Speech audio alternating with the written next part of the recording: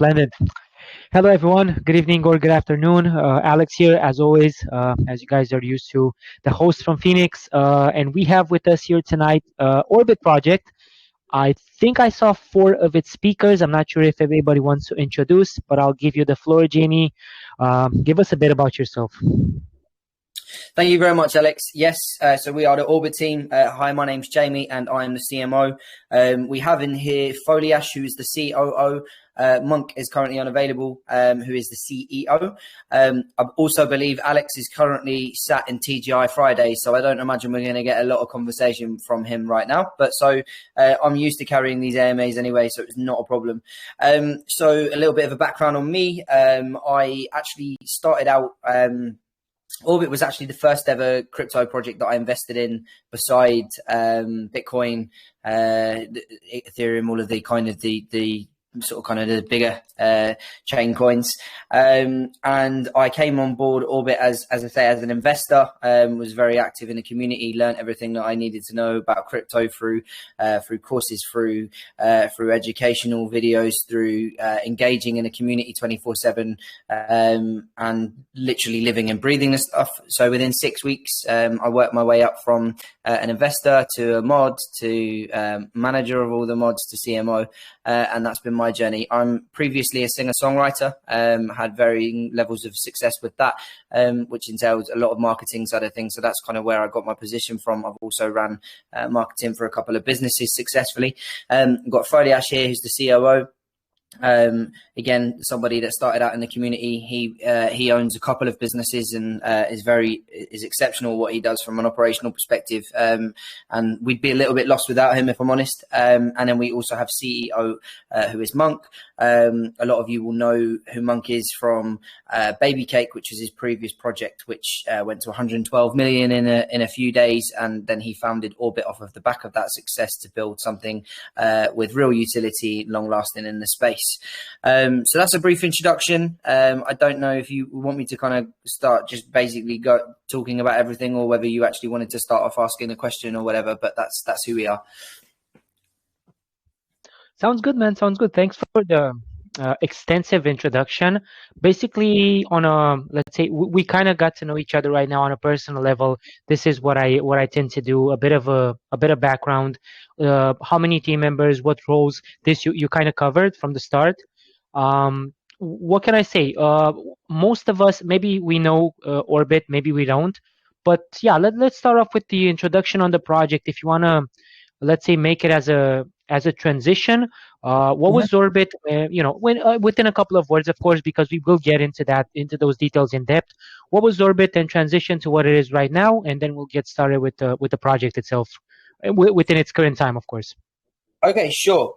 So quite difficult for this to sum up in a few words. I'm just gonna go into my little spiel, and you can stop me if you need me to, and because I do tend to talk a lot, and you'll probably all hate the sound of my voice by the end of it.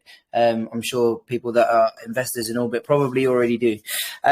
So Orbit started, as I mentioned, Monk founded it back in December, off of the back of Baby Cake. And because Baby Cake was such a resounding success, and particularly in the meme coin world, the hype around his new project was crazy. So we had a fair launch on December the 2nd.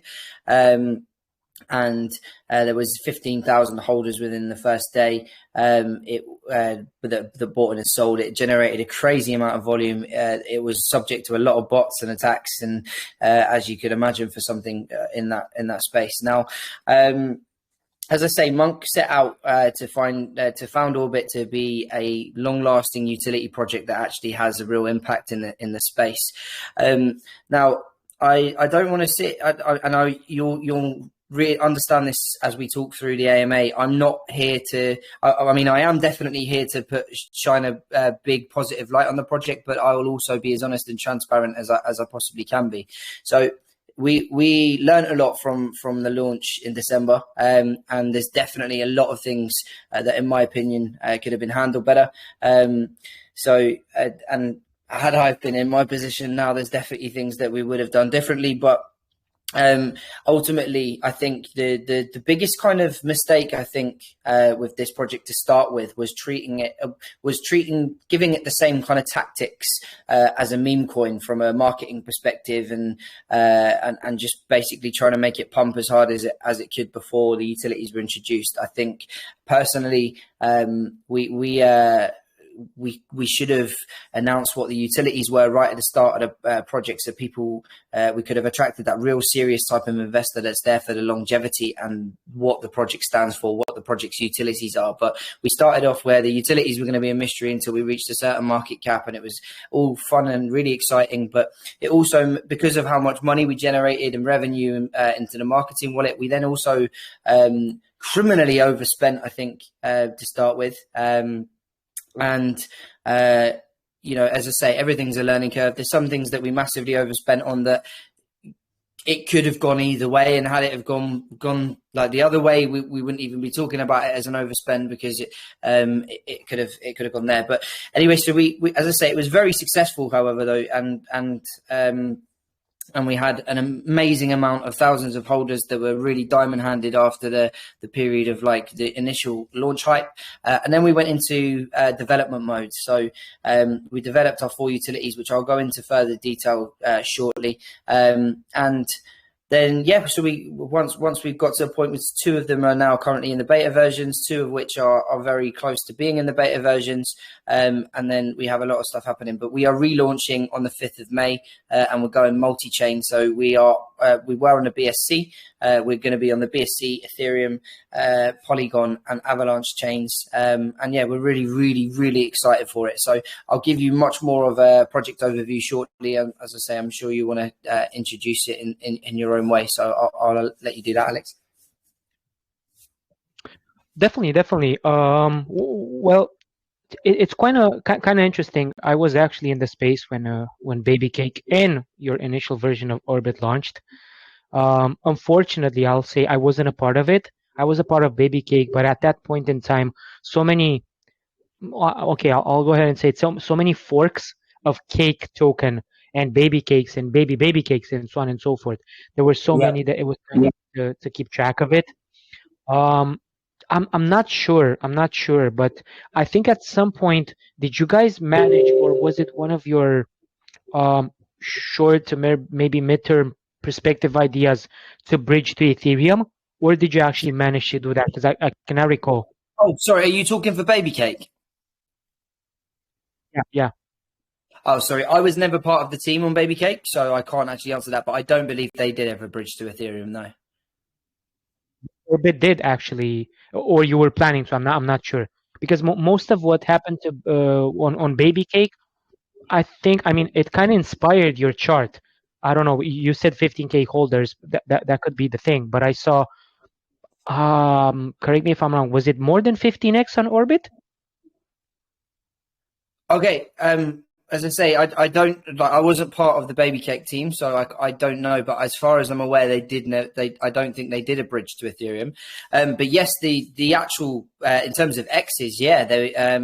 I think it fair launched, and I believe it was a 7K starting market cap, and it went up to about 45 million within seconds of launch.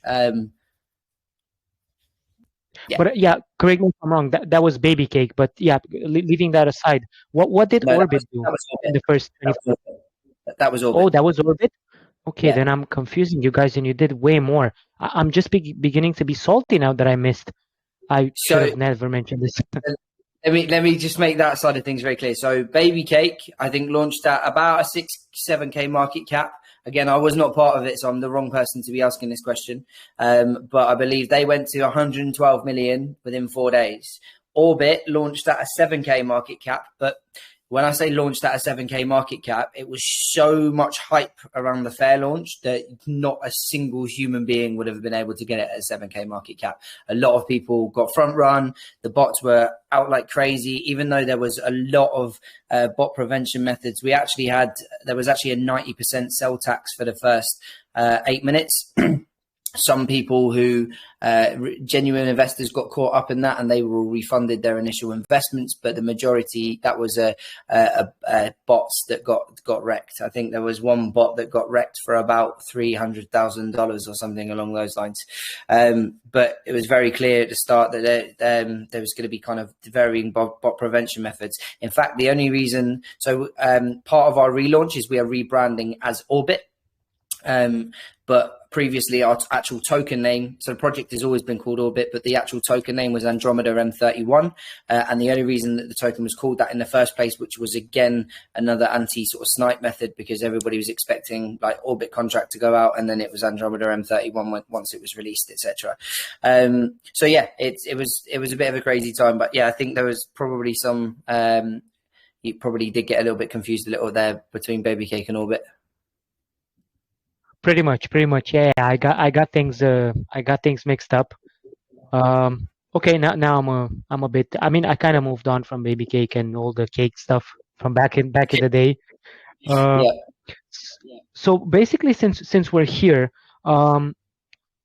give us a bit about how should I put this? The perspective for Orbit in terms of, because you're already starting from let's say from a lot of experience. You and probably the team has a lot of experience combined, so you kind of know, you did your homework.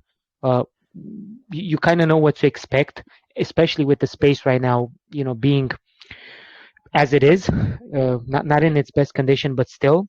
So what will you guys focus on right now?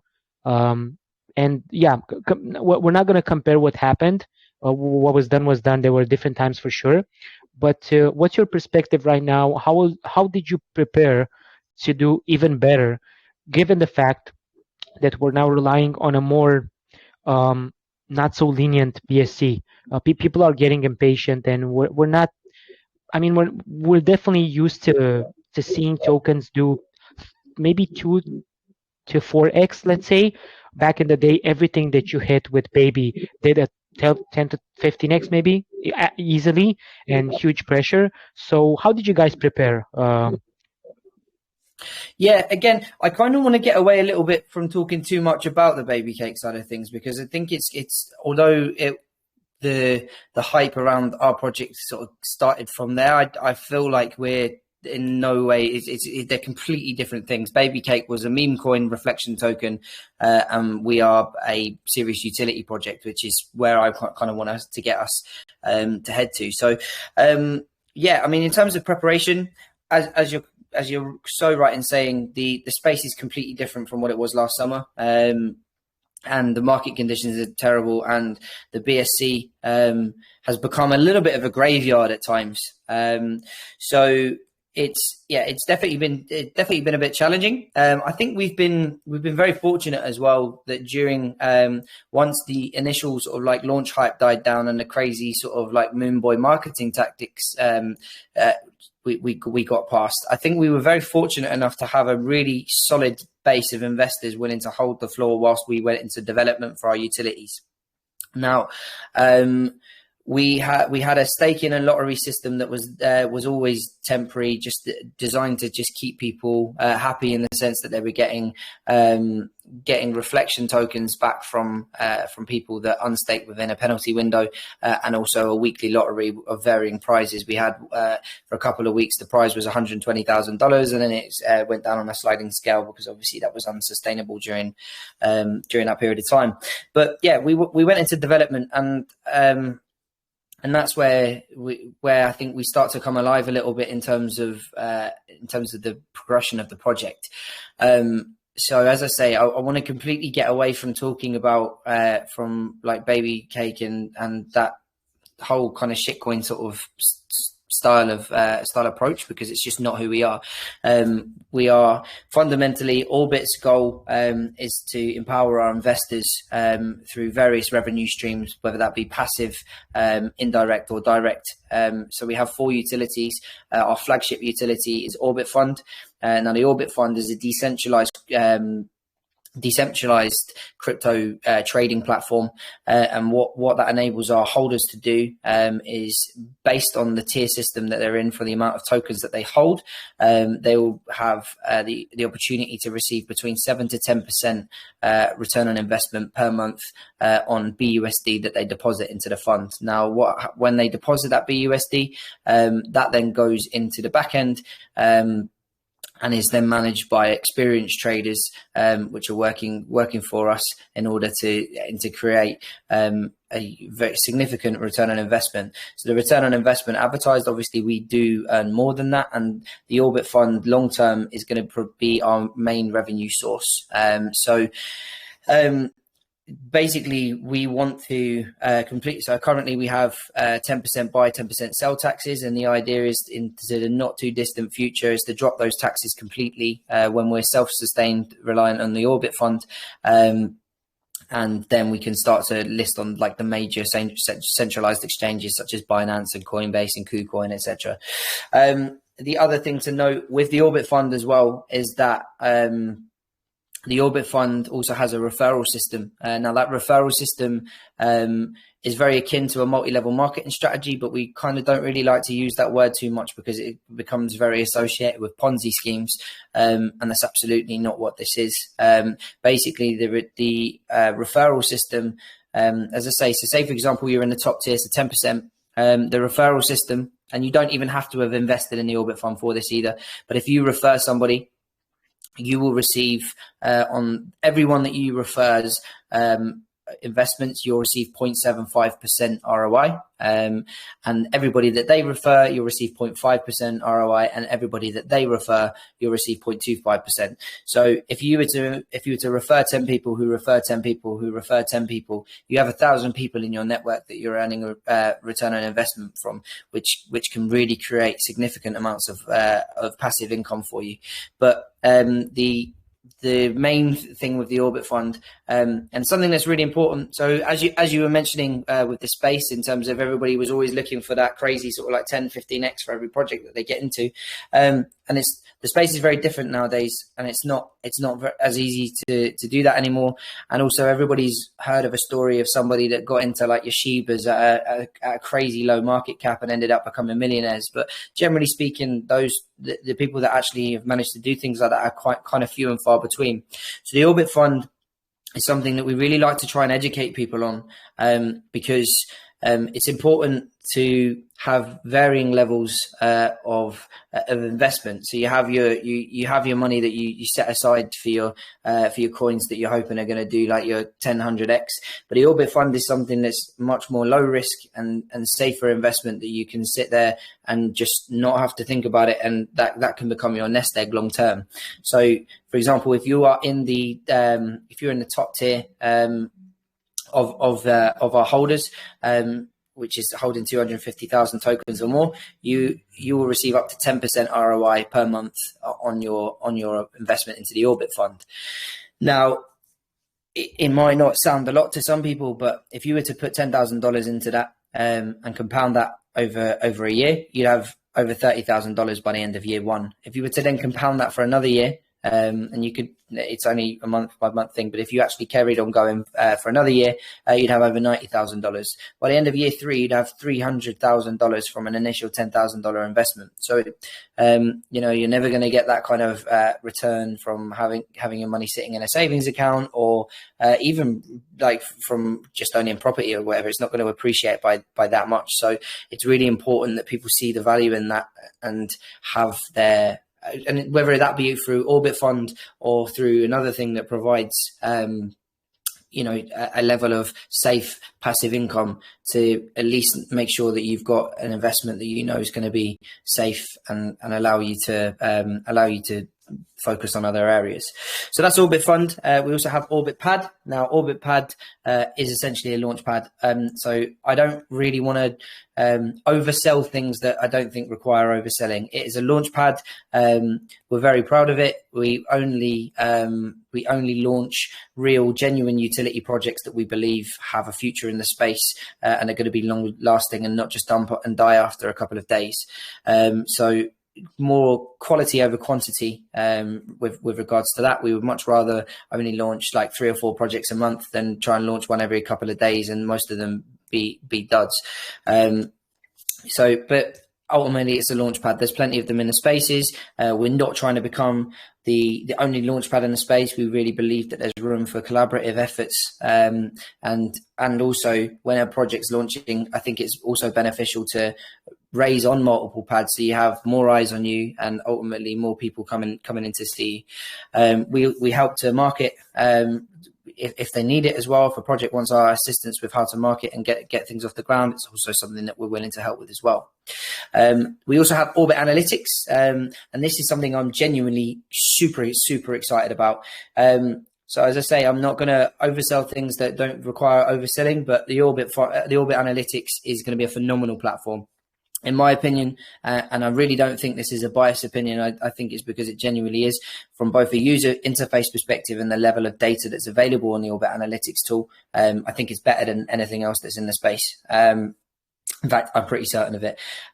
So the Orbit Analytics tool is basically a tool that's going to be able to provide all of our investors to make smarter business decisions with what they're investing in, with a wide range of data available that people are brand new in the space can have access to and be able to use it simply. And then people that have higher levels of expertise in the space can also have like varying higher degrees of data that newbies wouldn't understand as well. And it's going to give you such a range of insight into projects so that you can go in and really see. In fact, what I'll do is I'll share my screen so you can have a little delve into what it's going to look like. So can you see my screen? Yeah, definitely, for sure, from the beginning. Yeah, but can you actually see my computer screen? Yep. So there's quite a few things that aren't already on here, but please bear in mind that this is a beta version. So you're going to have your public safety rating here. So things like, is the LP locked? What type of launch did they have? Are the devs docs, KYC'd, etc.? Has the contract been audited? That's going to give you a good score there. Then you've got your top wallet holders here, how long they've been holding for, how many tokens they've got, the project's token distribution here. You've got the varying levels of holder information. One thing that's not on here, but what you will be able to see is what type of holder does the project have? Are they holders that generally come in to quickly flip coins, or are they there as diamond hands? So it would be like kind of diamond hands to flippers sort of ratio there. And all of these data is provided by people connecting their wallets. You're also going to see common tokens down here, and I think this is a really cool thing. So it's like the top 15 holders. Like there's when you're getting involved in a project that's got massive whales that is absolutely skyrocketed, you know, people take interest in what these people invest in, because they're obviously the ones that are really coming in and going hard for these projects.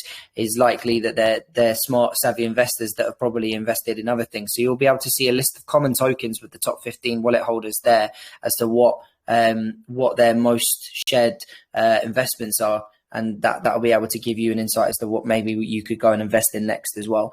You've got volume, and you're going to have varying levels of being able to check volume, so that you've got daily, and you'll be able to have that customed as well. So over a particular range of time, different levels of all-time highs, how long ago they were, and etc. So that's the Orbit Analytics tool. I've got low battery, so I hope to God that doesn't die. So yeah, that's that. And then finally we have Orbit Exchange. So actually I will show you Orbit Exchange, but again, I don't want to dress it up too much, because ultimately it is a front end exchange that there are lots of them out there, and for that to be a resounding success would require on mass user adoption. But I do think from a user interface perspective that this exchange does have more attractive and ease of use. So for example, you can just see your slippage here, rather than for like new investors when they're like, what is slippage, where do I go to click it? There's normally a little cog up here. You'll be able to just manually adjust your slippage there, and your GWI, and that you'll be able to exchange your tokens. So that's our utilities, and then I'll go into a little bit more about what we have to offer from a marketing perspective and our massive launch event that we're doing as well shortly. But I just wanted to show you that.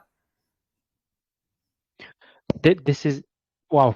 This is brilliant. And let me share some perspective from my side. Definitely, as you said, um, you got the so first of all, the Orbit fund is definitely a massive thing, if you ask me, for people to deposit funds and get to, I think you said 7 to 10% back.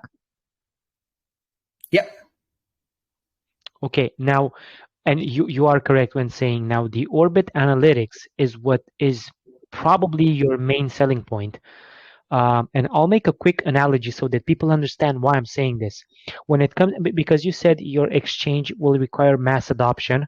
Indeed, you are correct, which probably you're thinking, either you or me or the community. Sure, but you have so many others, like Pancake, like PooCoin. Let's focus on the fact that PooCoin didn't have a trading feature up until probably last year, September, October, something like that. Although they were on the space for at least a couple of years. Did they have a big adoption? Yes. Why did they have a big adoption? Because people were accessing the chart and trading within the same platform. That was their selling point. That's why people actually adopted that as a trading feature instead of going on Pancake. Why people will adopt your exchange? Simple, because of the analytics. Because you guys are encompassing a lot of features within one page. And if we've learned something over the space, I'm not talking only about BSC as a blockchain. I'm talking in general, Solana, Polygon, AVAX, Ethereum maybe as well.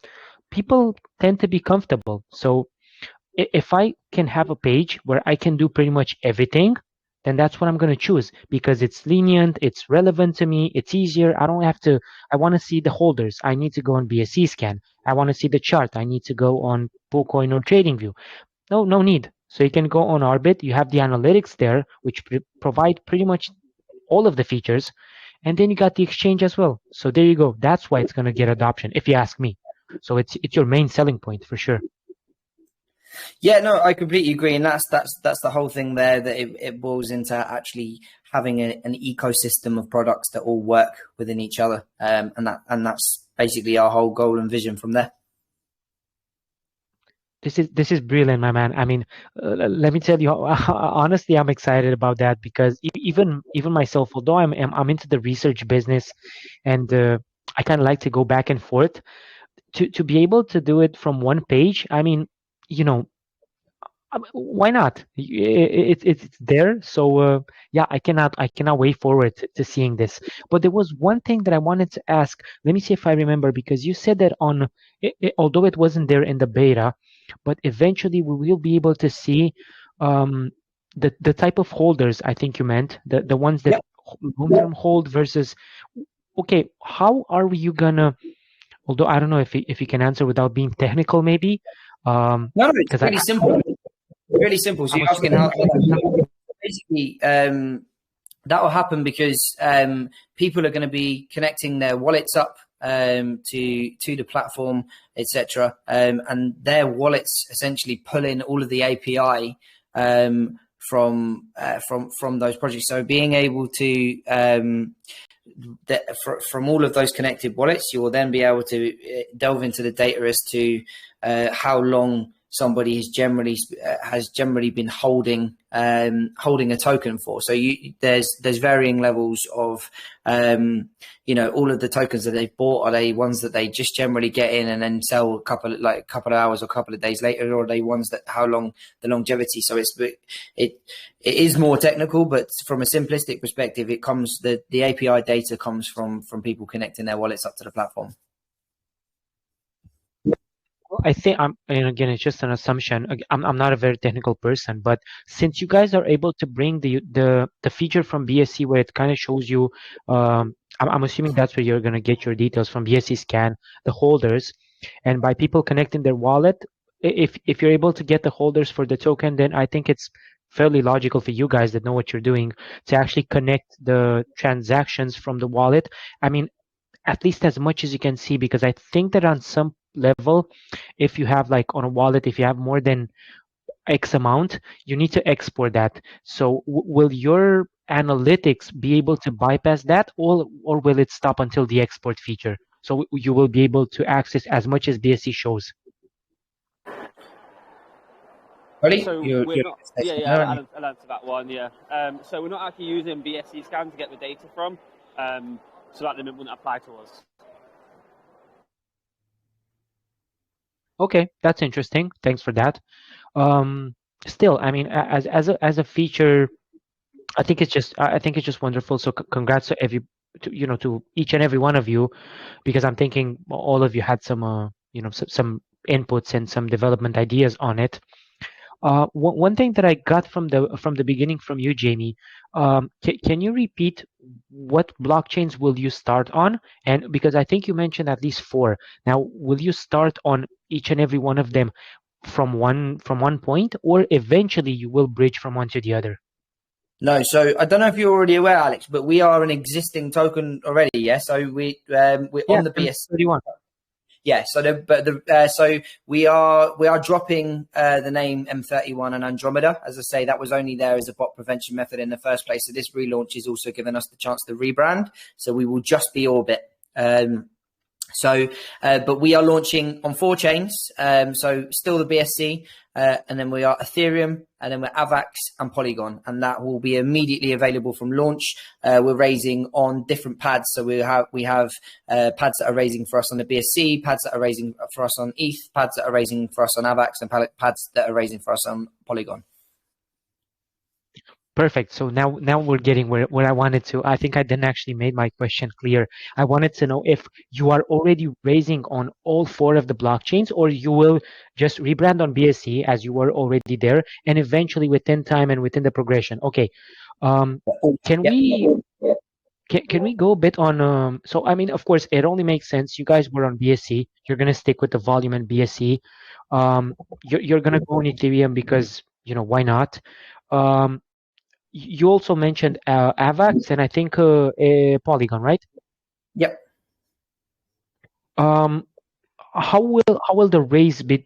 Can we talk a bit about the raise, like the distribution among the blockchains?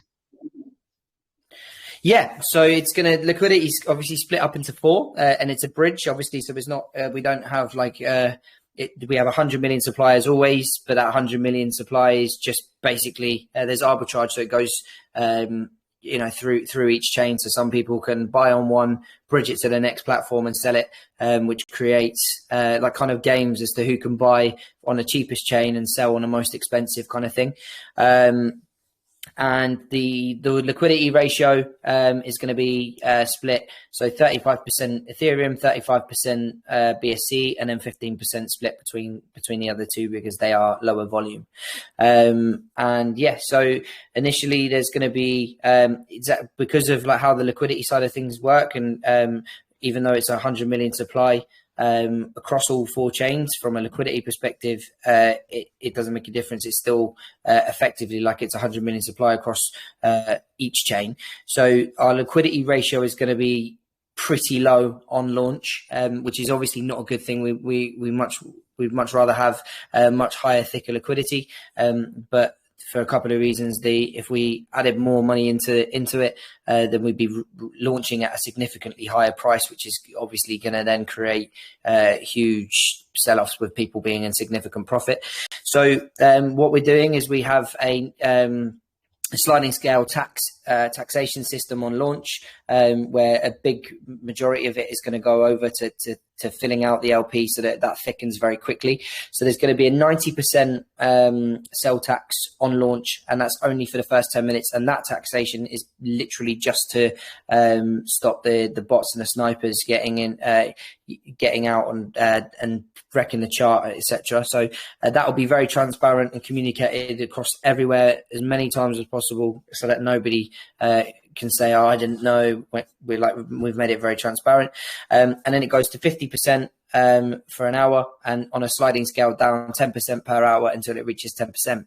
Now, I'm not a huge fan of like these sliding scale taxes on launch. From my side of things, I would much rather just see people trade freely, and if there's a big dip, then it gets bought up and it creates that. But what I don't want to do, where the liquidity would be considered to be fairly dangerously low, is to see huge red candles with sells that wouldn't normally have done that. So it's just negating that risk and some of that sell pressure, where certain people are going to be in profits, and so they'll still be in profits at certain taxes, and they'll sell, and it will help to sort of thicken up the liquidity market and wallet, and people will buy in, and it create that sort of side of stuff. So yeah, I hope that answered your question.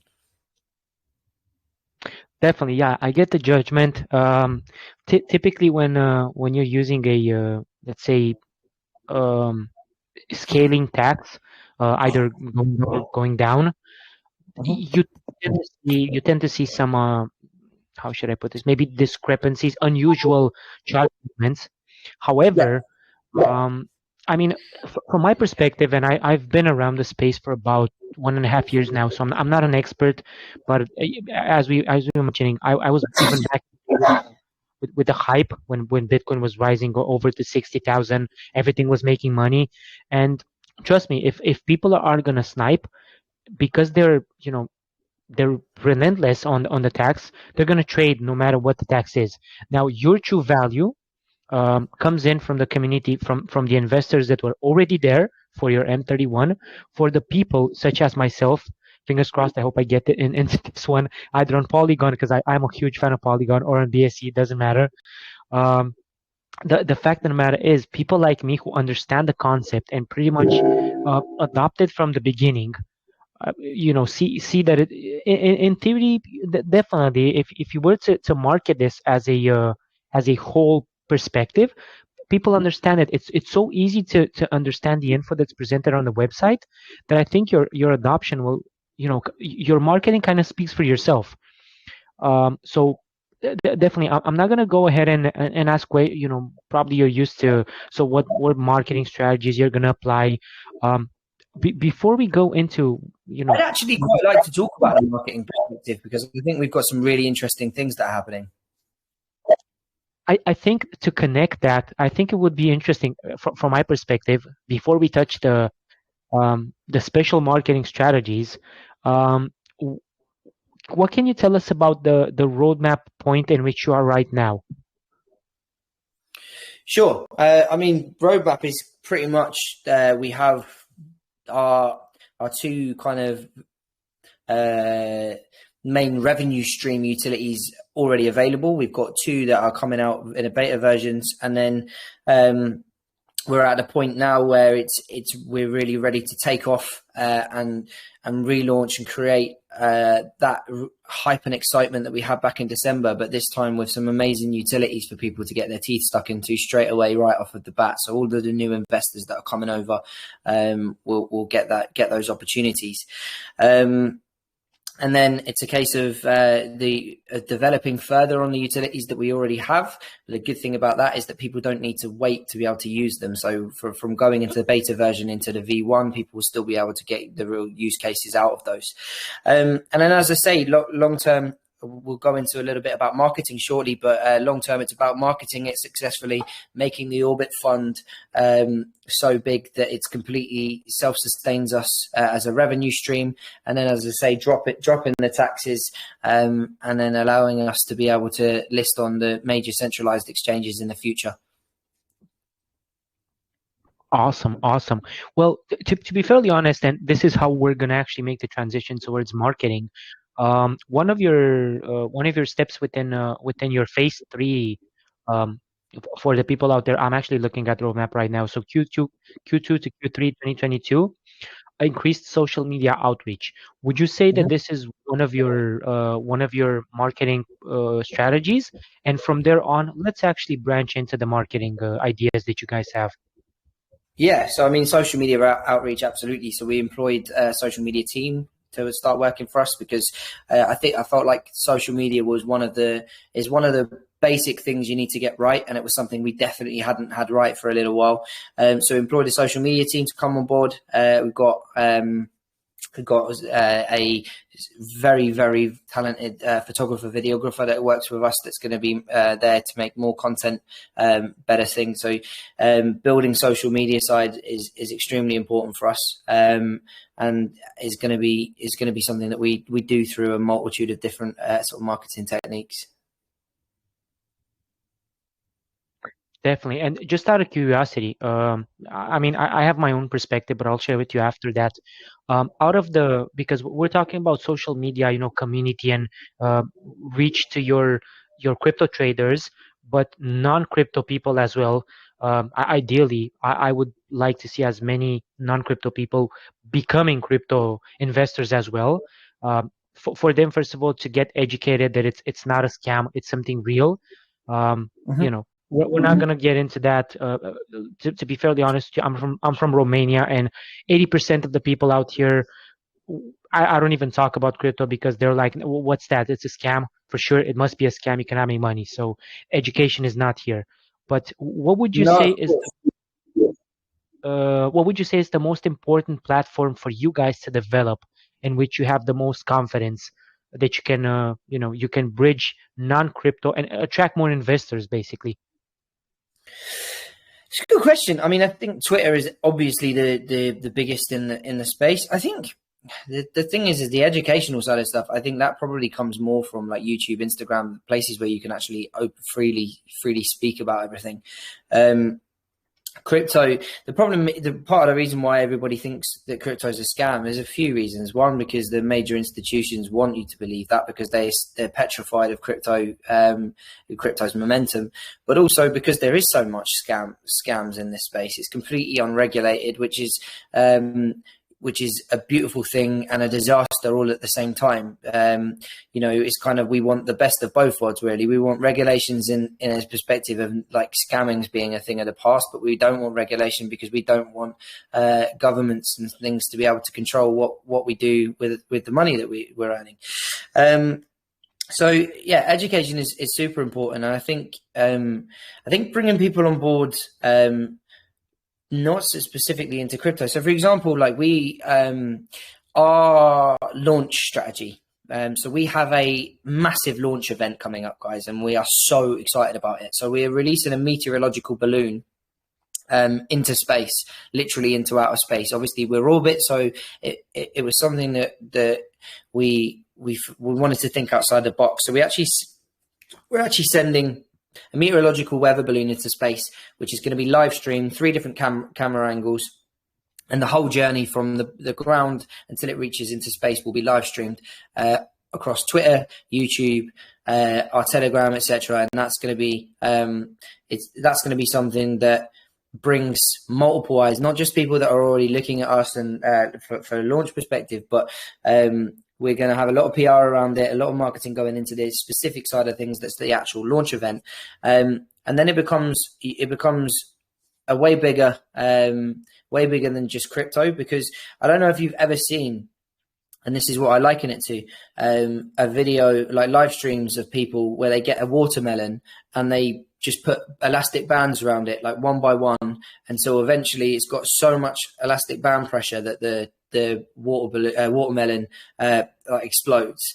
And I've seen a few of these live streams before, and it just gets thousands of shares and like hundreds of thousands of people watching. And it's such a weird thing for you to sit there and watch for like an hour of somebody just putting elastic bands onto a balloon, but you're all part of something together, waiting for the moment that pops. And the second that our balloon pops, that's when we open trading for our launch. So it's going to be a really, really exciting event. So I can't wait to kind of share that, and we'd love to have your community in there on the day, etc., and being a part of it, because we're going to have a lot of guest speakers and influencers and people that are covering it. So yeah, we're really super excited about that. And as I say, that's going to put more eyes on us than just people that are in the crypto world. That's for sure. I actually love the analogy with the watermelon and the rubber bands over it. I started a video. I think it was a stream actually. similar to this, and I wasn't actually understanding. So that guy had a huge watermelon and started to put one rubber band after the other. I was like, what is this guy This doing, is man? I quite mean, good. yeah, I couldn't understand. And uh, I mean, what I did, because I'll be honest with you, I got bored one after the other. I couldn't actually understand what was his point. I closed it entirely, and after a couple of days, I remembered seeing it trending, and I was like, "Is this the guy?" And I Yeah, looked at the video. Eventually, after, I don't know, maybe I'm exaggerating right now. I think after 40 minutes of him doing the same thing over and over again, it popped. And I couldn't imagine. I think it had over 150 million views. I mean, dude, that's insane. I mean, as a concept, it's great, but 150 million views, Jesus. yeah, of Some course. of the good songs. But That. people just can't take their eyes off of it, because they're so invested and so waiting for that moment that they can like be a part of it when it happens. And it's such a simple but ridiculous concept at the same time. So yeah, that's kind of where we got our inspiration from. Now, as I say, we are from a marketing side of things. Obviously, that's a big thing. We're doing our conventional marketing as well. We're doing our call groups, our AMAs, YouTubers, influencers, that kind of thing. And then we're going to have a big post launch marketing strategy, because we really want to kick things off once we launch, and we're going to have a lot more money to play around with and invest in smart marketing. But another thing that we're doing, which is probably pretty important for us to show you, is we are giving away a Lamborghini Gallardo LP550. That's wrapped in matte black with the Orbit branding on it. I'm going to show you a little video in a second. That's our trailer. And the reason for that being is that Monk, the CEO, and I, we sat having a couple of drinks after finishing work, and everybody's in the chat going, when Lambo. So we were like, why don't we just give them one? So one of our holders is going to win the Orbit Lamborghini, as long as they haven't sold any tokens from the 1st of February. New people that are investing in now, if you're here and you're looking to invest, if you buy in and you don't sell any tokens, you'll be going into a raffle, like a draw, and the winner will basically receive the Orbit Gallardo. So I'm just going to show you this now, if you don't mind. So bring it up. Can you see my screen? Yep. It's actually, yeah, I think it's ready to go, the video. Cool.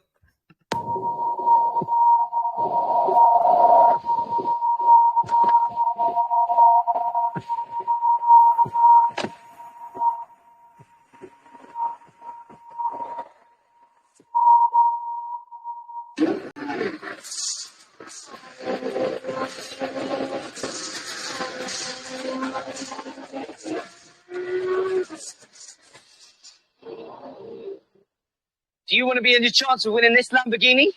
All you got to do is follow the details on the post below. Don't miss out.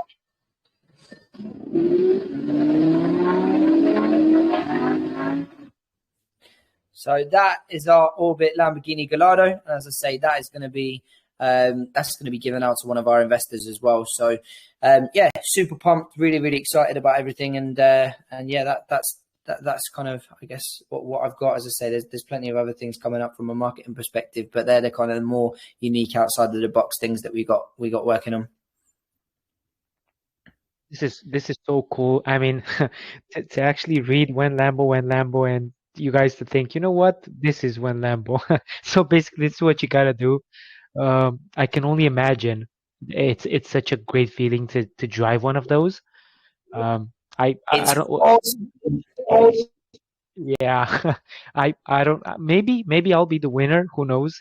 Tell me again. You mentioned you need to purchase the tokens and not buy. Is there like a a minimum amount that one would need to purchase?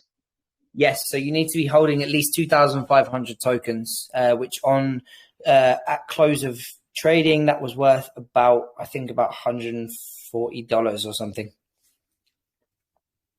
$140, and that's the minimum, and I could win a Lambo? Yeah, so it's 2,500 tokens. So obviously that price fluctuates depending on what the price per token is at the time. But yeah, you could be in with a chance of winning a Lambo with that amount of tokens. Yeah, I'm in for that. I mean, even if think about it this way, even if your token, and I hope it does, it reaches $1, that's $2,500, and you're winning a Lambo. I mean, where can you purchase a Lambo? Even if you take the engine off, it's not worth 2,500. Yeah, I know. Yeah, no, exactly for sure. And it's just like it's gimmicky, but it's such a great marketing tool, and you know something that most people in the space want. So yeah, really really happy about it. Yeah, I think it's a very very cool way to incentivize and to to bring traction. Um, sure, I mean maybe others, because I'll be honest, I think I've seen two other projects that marketed we're going to give away a Lambo, but at some point, I'm not going to name them because it's not really relevant, but at some point, we figured that out that the car wasn't actually there. It was a Photoshop video. So yeah, because you know what the strange thing is, you're actually trying to market something, but none of the team members were driving the car, such as we just saw and the car wasn't actually there. So if you take a look and you zoom in, you can actually see the cheap editing. You could have seen it on those videos. But yeah, what can I say? I mean, it's definitely a great way to incentivize. And one more thing, before I take some of the questions from the community, I wanna say congratulations for you guys, not only on the project, but I've been browsing through your white paper. I'll link it in the Phoenix community as well. White paper here. Because I mean, and again, this is what I was saying in the beginning. The information and the concept that you guys bring to the table is so easy to be understood. Um, yeah, I mean, it's all there. Even I'm gonna imagine right now that I'm not even related to crypto. Um, going into MetaMask, creating a wallet, that's piece of cake. uh, Understanding the project, sometimes projects try to over deliver and they go into so many technical details. You guys could have done this the same, explaining to people what a bridge is and how are you going to do it and what the fund is and analytics and so on and so forth, but you didn't. I mean, you're basically explaining the basic stuff. First of all, the decentralization, because yeah, we simply, I mean, this is where we are right now. What I loved about the white paper, the key concepts you brought over, the passive income is a myth. That's that's a must read, guys. If you want to understand how this token is going to work, I mean, what one of the ideas is, and then the innovation versus regulation as well.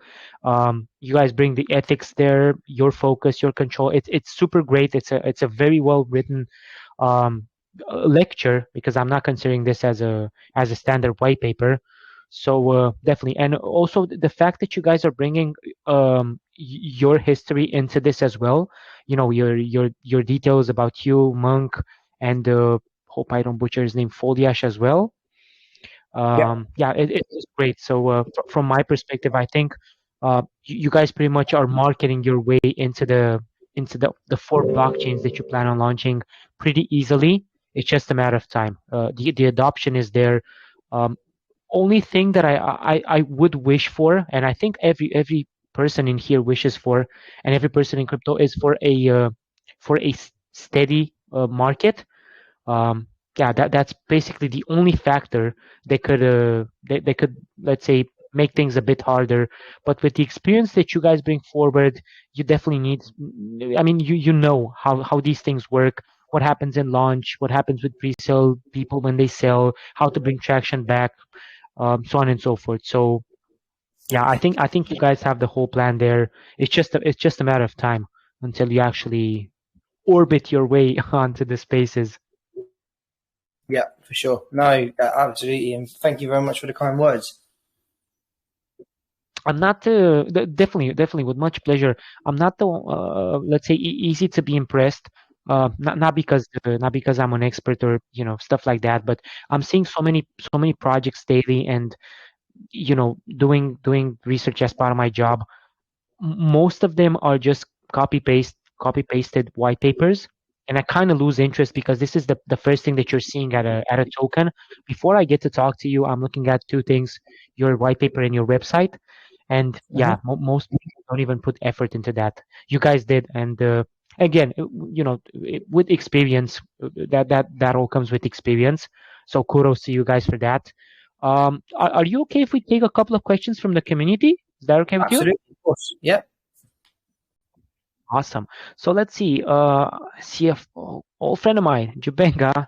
Jubenga, give us one of your questions, sir. Hi, brother Alex. Thank you for the opportunity, always, brother. To Jeremy, I say thank you. You have a very brilliant and a very dynamic project idea. Sincerely speaking, I love it when you come to the crypto space to solve a particular problem. Aside from all these P2E and other related projects, I loved it. But I would just love to know why going through your roadmap, your white paper. I don't think there's a place you actually talk more about NFT. I would love to know your plan with respect to the NFT in crypto space, because NFT will help your project in terms of utility, stuff like that. So it will bring more functions to the project, and with respect to your launchpad or stuff like that. And how do you intend to benefit investors from your token? Like, Yeah. Are you planning to have an auto reflection staking, or the staking pool, stuff like that? I don't know, how do you plan to impact on investors that wish to come to projects and make some money passively? Yeah. So, I mean, to answer the first part of your question, and my mind's just gone blank. What was the first part of the question again? NFT. NFTs, sorry. NFTs. Yeah, so NFTs are not something that we're directly focusing on right now, but has been something that we've discussed as being a potential option for the future. We are obviously aware of how much impact NFTs in the space can have, but we've had so much time going into developing our core utilities it's not a focus, but it is something that we would look to do. And because we have a tiered system in place for different access to different levels, we'll be able to implement like part utilities and part for as long as you hold this specific NFT, you'll be like a top in the top tier for our system, etc. So it is something we've looked at and potentially something we're going to do, but I don't want to say it's definitely going to happen or we have any direct plans for it right now, because it's definitely not a priority.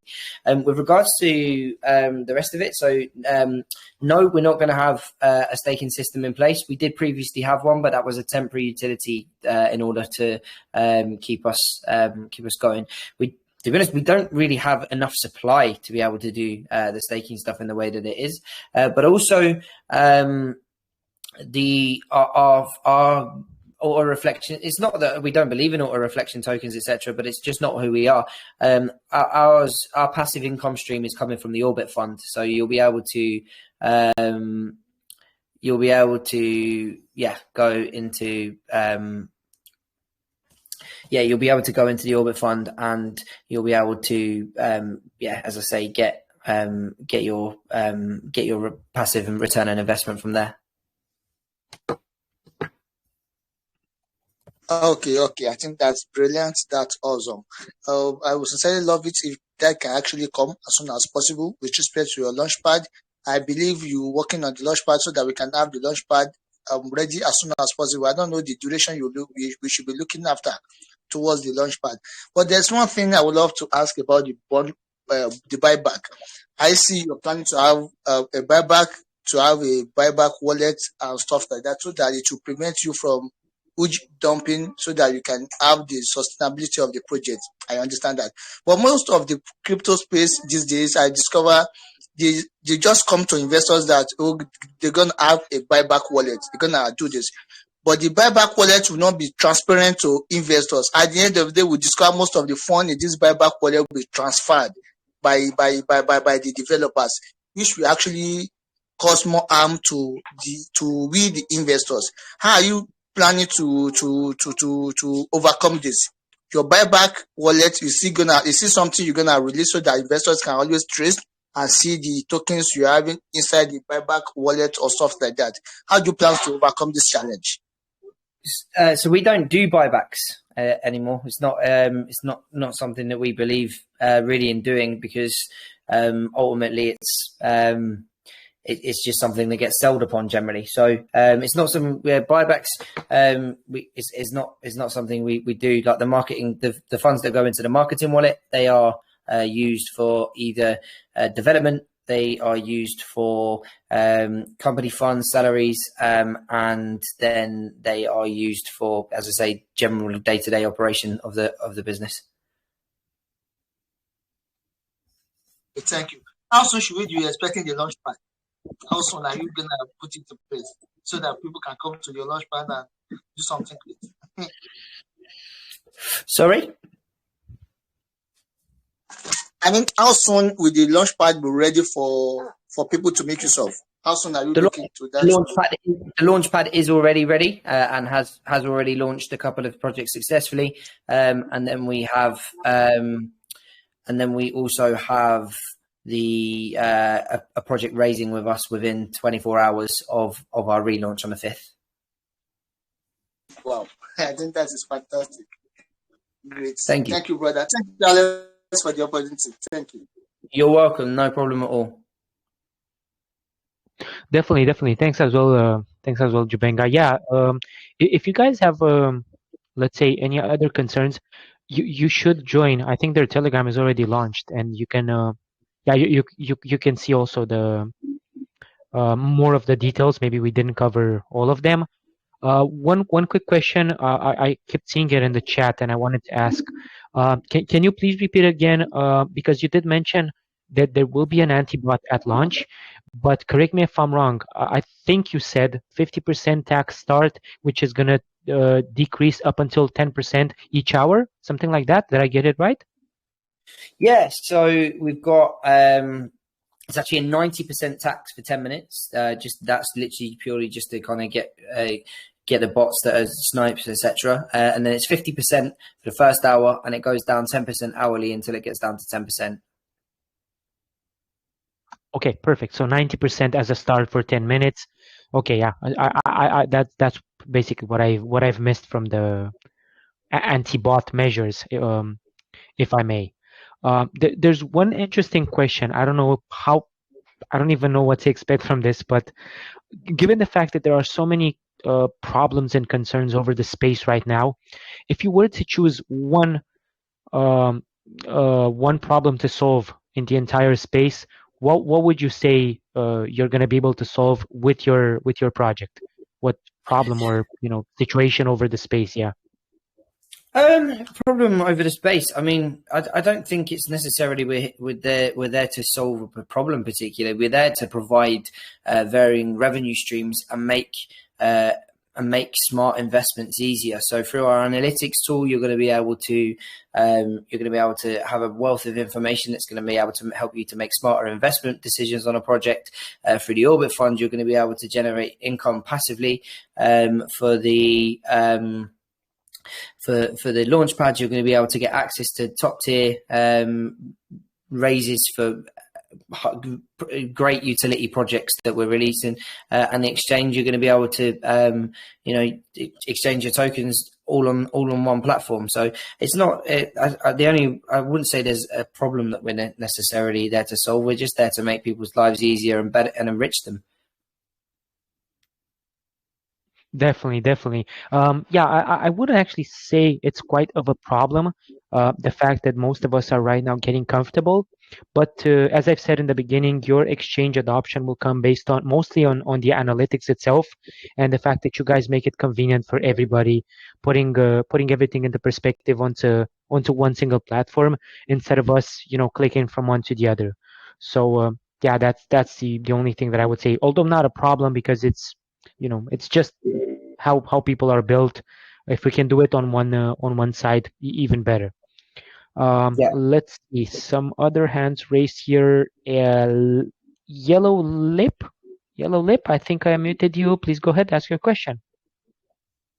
Okay, can you hear me? Yep. Okay, thank you for the opportunity, Alex.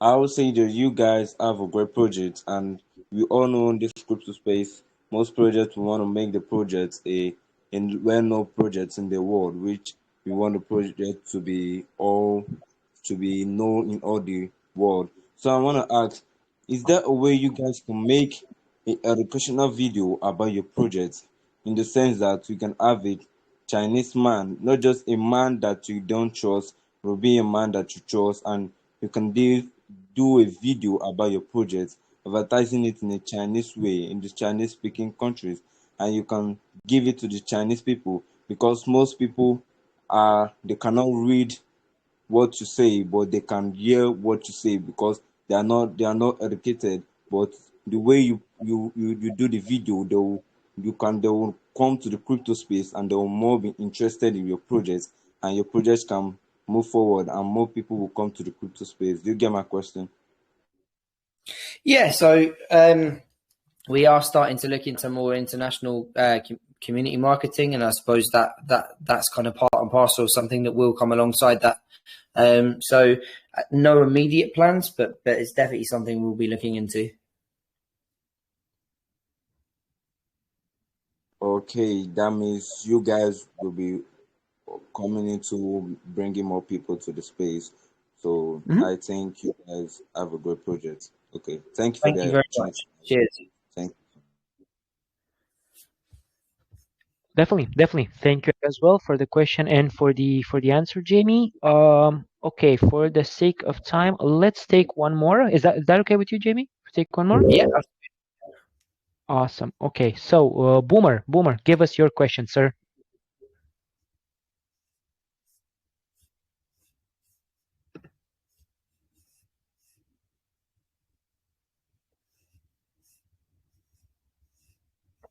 Okay. You hear Boomer? Hello guys, can you hear me? Yep. Yeah. Yeah. How you doing, brother? Good. How are you? I'm cool. Okay, first of all, thanks for this great opportunity, and I do commend you guys for the great presentation. We have been listening to this presentation for quite a long time, and I could tell you this is a great presentation. So great stuff to you, bro. Well, I just want to ask a question based on the marketing aspect of this project. So I just want to know what marketing strategy have you been implementing to this project, and what positive effect does it have on the project so far? And also, what kind of relationship do you have with your team members, and what other experience do you have when it comes to building new projects? Like, what experience do you have when it comes to building on new projects? Hope you get the question. Okay. So I mean, I feel like I've spoken fairly in length about marketing already, but so marketing, as I say, we're approaching it from a regular sense, in that we're in the build up to our launch. We're doing our AMAs, call groups, YouTubers, all of that sort of stuff. Then we've got more unconventional marketing, in the sense that we've got a Lamborghini giveaway and a huge launch event from space. We've then got a massive post-launch marketing strategy, which is again going to include much of the same of what we mentioned. And long term, I want to get into like sponsorships, so sponsoring events, sponsoring athletes and high-profile figures, not just to get them to do a quick video, but to actually have like a long-lasting partnership in that sense. With regards to what relationship I have with the team, we have a very, very close relationship with all of the team. We have an amazing team of mods that work for us. We have an amazing team, core team of the C-level members and our developers and everyone that's in between, designers, our marketing department, etc. So yeah, we've got a great solid team here. Okay, great stuff, man. Great stuff. Yeah. So thanks for the great answer. Yeah. So also, Alex, I would thank you for giving me this great opportunity. Yeah, I never wish I could have the opportunity to ask more questions, but thanks anyway, man. Thanks, man. And also, Jamie, thanks for the great answer. So great stuff to you. To the moon. So thank you. Thank you, sir. Yeah, definitely. Thanks as well, Boomer, for the questions and for the comments as well. Okay, let's see. We're gonna take one more because we were brief with this. Yeah, typically I would say I think we kind of covered most of the questions. Again, maybe we missed any, feel free to join their Telegram once we're done with the CMA. I'm sure that the community there, the moderators, yeah, they'll be happy to answer. Until then, let's see. Crypto Lord, you have the floor. Please give us your question. Hello, can you hear me? Yep. Yeah. Okay, so hear me now? Yep. So my question is, you see, there are many NFTs and metaverse projects, and therefore there will be high competition in the market. There will be high competition in the market, and users are more selective when participating in new platforms. So I don't know, maybe you can tell us some outstanding features of your project. Okay. I'm just going to answer that question as a pretty short answer because we are neither an NFT platform or a metaverse project.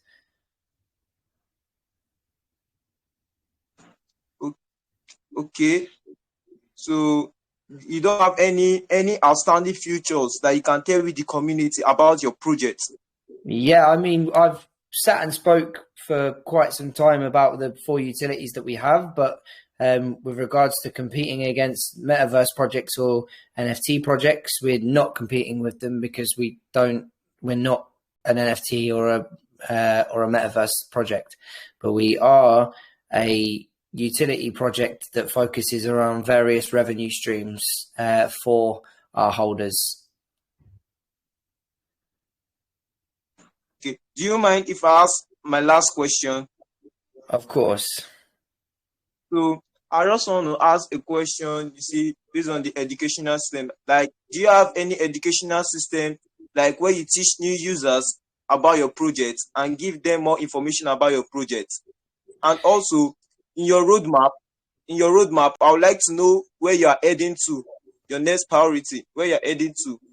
Will you tell us?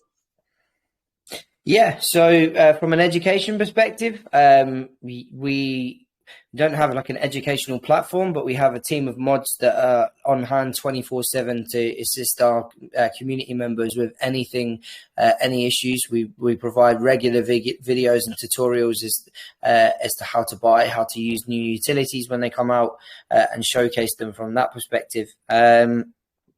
So that answers that question. Can you just remind me what the second part of your question was? Sorry. Okay. Thanks very much. I do understand your question. Thanks very much. No worries. Thank you. Okay.